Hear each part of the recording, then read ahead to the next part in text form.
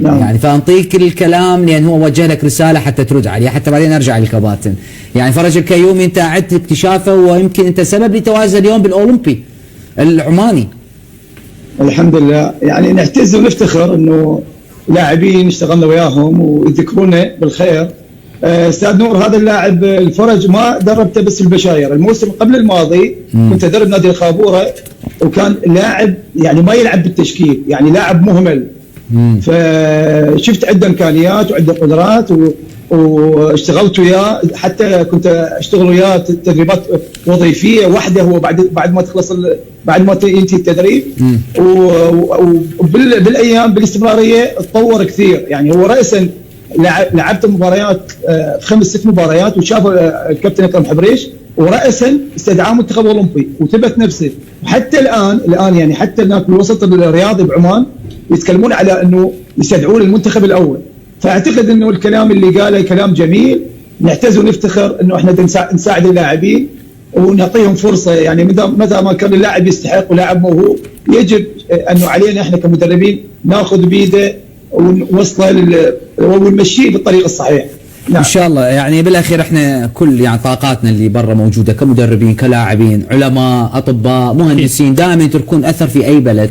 يعني وهذا شيء جميل العراقي انه يترك اثر طيب في كل الاختصاصات. عموما مباراه عمان، يعني حتى اختم هذا الملف اروح العراق غدا، سيلعب بنفس التشكيل بنفس الاسلوب توقعاتك كابتن ام ستطرأ يعني تغييرات طفيفه على التشكيل برايك؟ يعني قبل ما هذا اقول هي شهاده من قبل الكابتن فرج، يعني موهبه من استاذ ثار كابتن ثار عدنان. وكعراقيين نفتخر حقيقه انه الناس تشيد بامكانيات مدربينا بالخارج. نعم اكيد هذا الشيء. تشكيله المنتخب اكيد انه الكابتن راضي عنده تصور عن انه المنتخب العماني اكيد شاهد المنتخب العماني وشاهد مواطن القوه والضعف. اكيد راح تكون هناك بعض التغييرات اللي ممكن هي مساله الاستشفاء، مساله توظيف الامكانيات.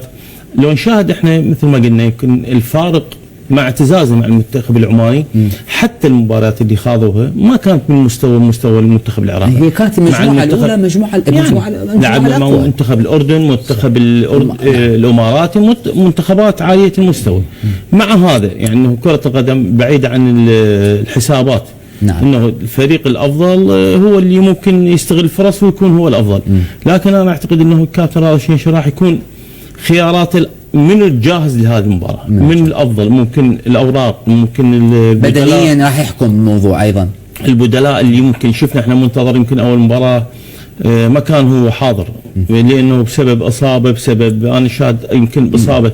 شفنا المباراه الثانيه من نزل خلق الفارق وقدر يوظف علي موسى كبديل وخلق الفارق. اعتقد هاي الاوراق اللي يمتلكها كابتن راضي الشنيشي هي اللي ممكن راح